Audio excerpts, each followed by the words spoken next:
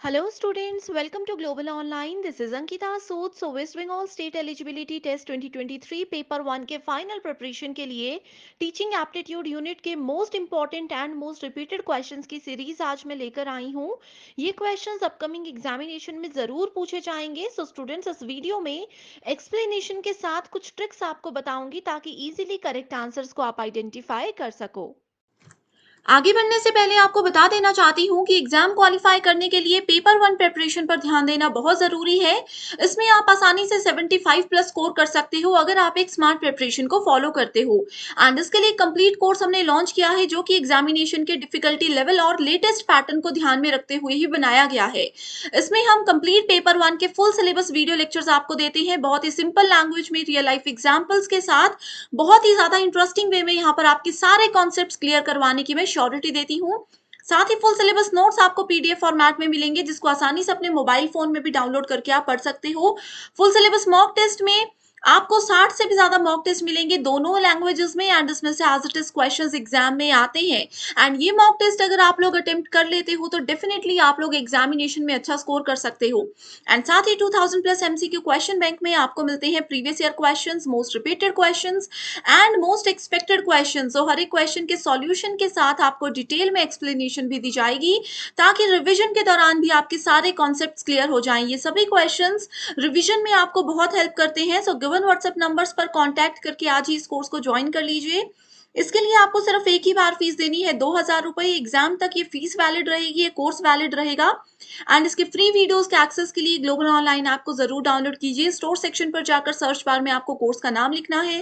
Course के overview के बाद कंटेंट पर क्लिक करते ही आप यहाँ पर देख सकते हो सिलेबस मिल जाएगा, सेपरेटली मेरे फोल्डर्स मिल जाएंगे, एंड यहाँ पर यूनिट वाइज फोल्डर्स हैं जहां पर आपको theory lectures, MCQ lectures, mock test और नोट्स भी मिल जाते हैं। ये एग्जाम ओरिएंटेड कोर्स है। डेफिनेटली 6 महीने के अंदर अंदर आपको एग्जाम को क्वालिफाई करने में यही कोर्स मदद करेगा। सो गिवन नंबर्स पर कांटेक्ट करके आप इस कोर्स की पूरी जानकारी जरूर ले सकते हो। So first question है, which of the following have been identified as key behaviors contributing to effective learning? So अगर आप लोगों ने previous year questions किए हैं तो सेम क्वेश्चन को थोड़े से डिफरेंट वे में पूछा गया था।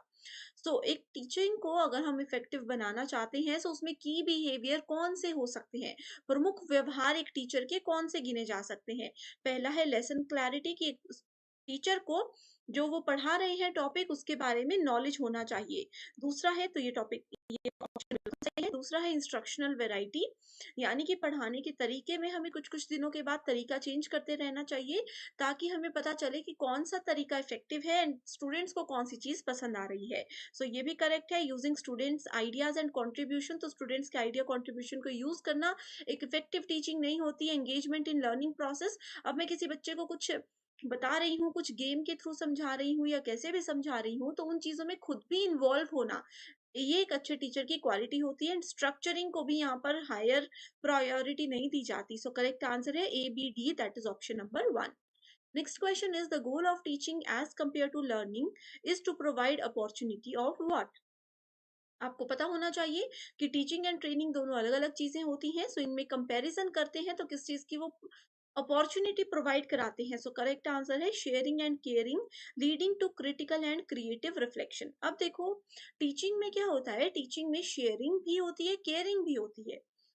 अब किस रिगार्ड में शेयरिंग केयरिंग की यहाँ पर बात की जा रही है कि स्टूडेंट्स के साथ हम बहुत सारा नॉलेज शेयर करते हैं, ठीक है, जिससे कि उनकी क्रिएटिविटी बढ़ती है, जिससे उनकी क्रिटिकल थिंकिंग पावर जो है वो काफी ज्यादा बढ़ जाती है।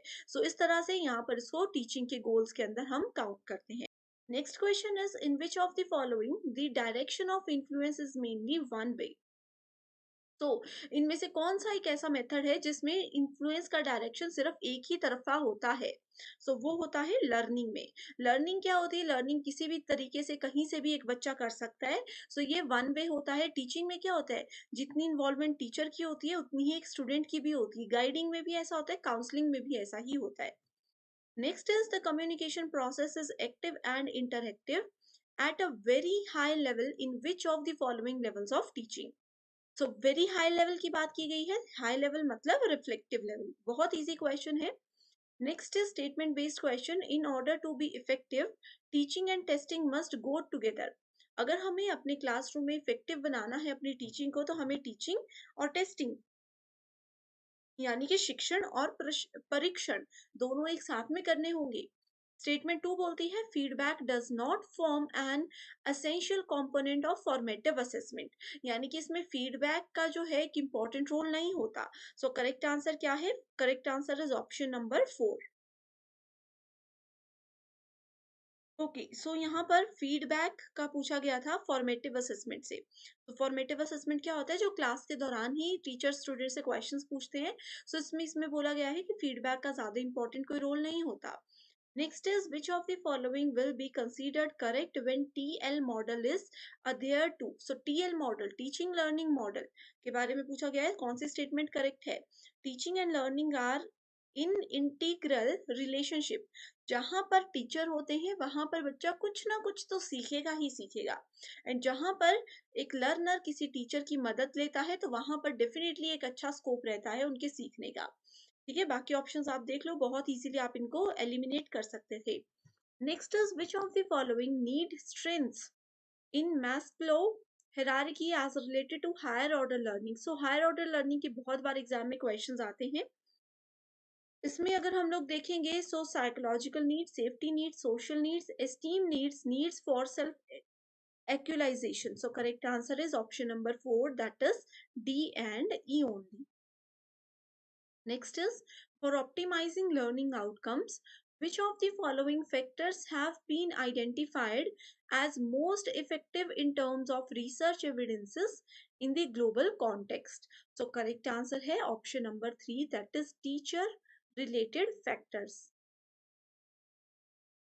Next is computer-based testing ensures high reliability and validity in the process of evaluation centered on effective and cognitive domains of behaviour. बहुत इजी क्वेश्चन है। कंप्यूटर बेस्ड यानी कि कंप्यूटर की मदद से जो भी टेस्टिंग होती है वो एक हाई रिलायबिलिटी एंड वैलिडिटी को इंश्योर करती है। किस प्रोसेस में? इवैल्यूएशन सेंटर्ड प्रोसेस में।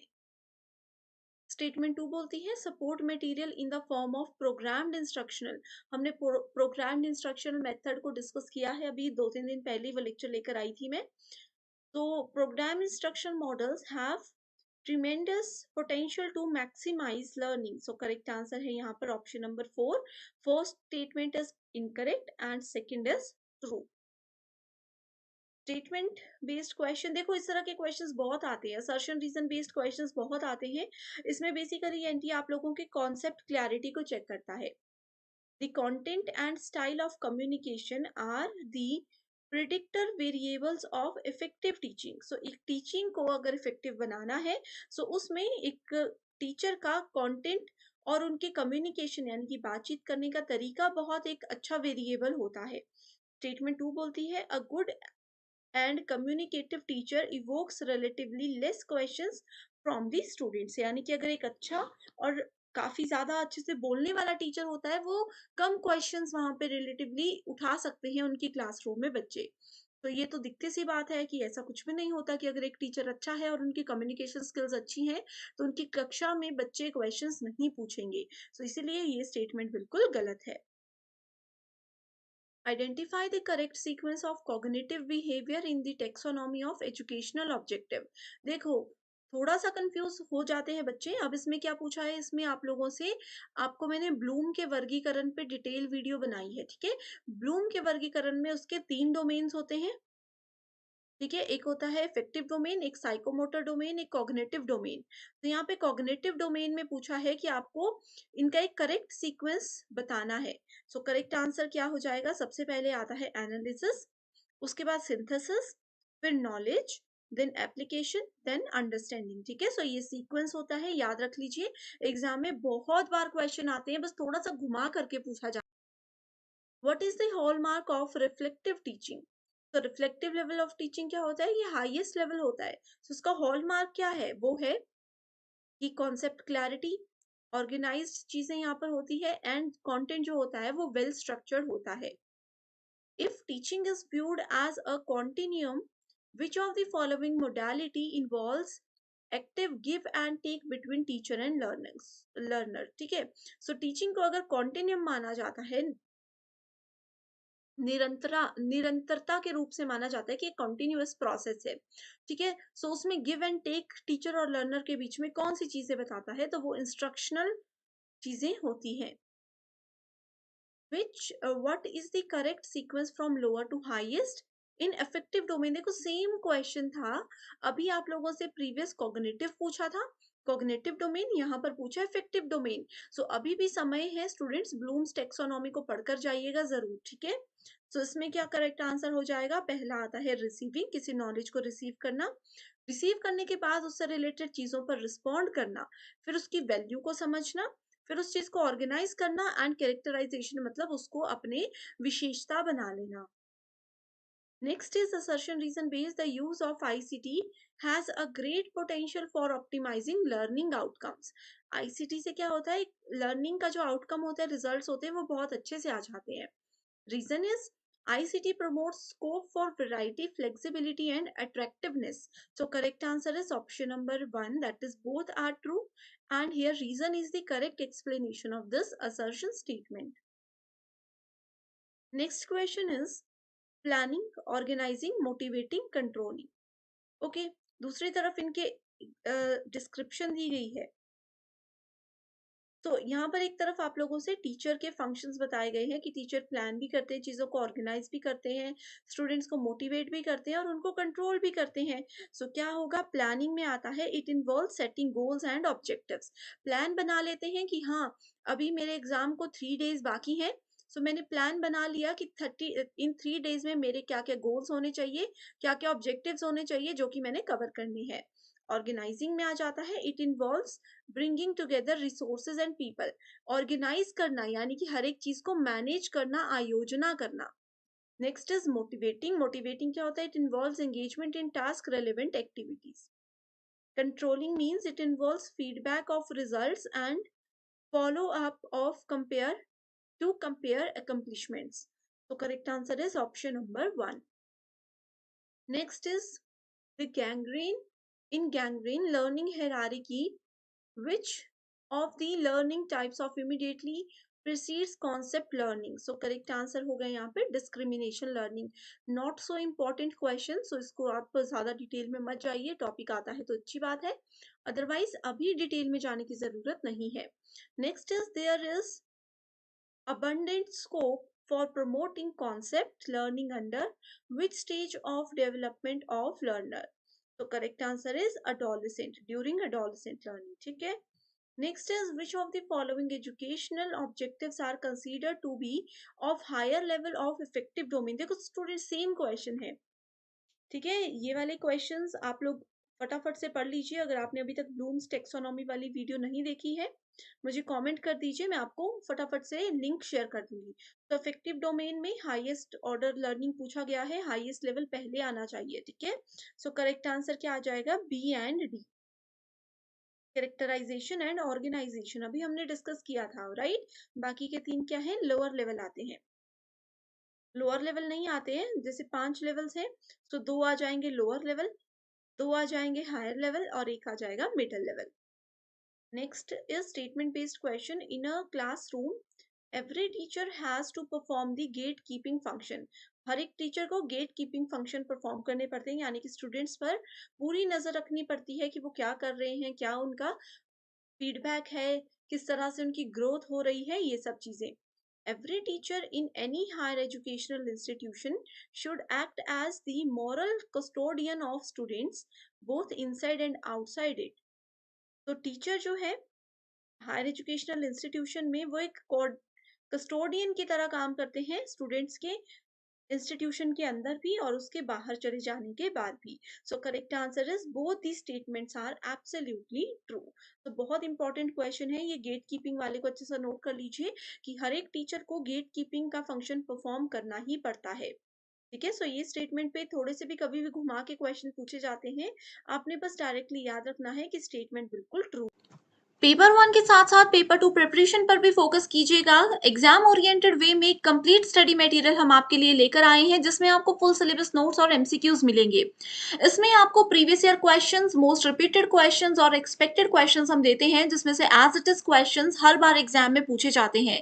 ये स्टडी मटेरियल ना सिर्फ एग्ज़ाम क्वालीफाई करने में आपको मदद करता है, बल्कि इसके बाद इंटरव्यू को क्वालीफाई करने में भी आपको बहुत हेल्प करेगा। सो सब्जेक्ट्स की लिस्ट आपके सामने है, इसमें से अपना पेपर 2 सब्जेक्ट सेलेक्ट कीजिए एंड गिवन व्हाट्सएप नंबर्स पर कॉन्टैक्ट करके आप इसको आज ही जॉइन कर सकते हो। इसके लिए आपको सिर्फ एक ही बार फीस देनी है, 1280 रुपए। एंड मैं आपको श्योरिटी देती हूँ कि जब तक एग्जाम क्लियर नहीं हो जाता, इंटरव्यू क्लियर नहीं हो जाता, तब तक आप इसका बेनिफिट उठा सकते हो। So thank you so much everyone for watching this video and I wish you all the very best.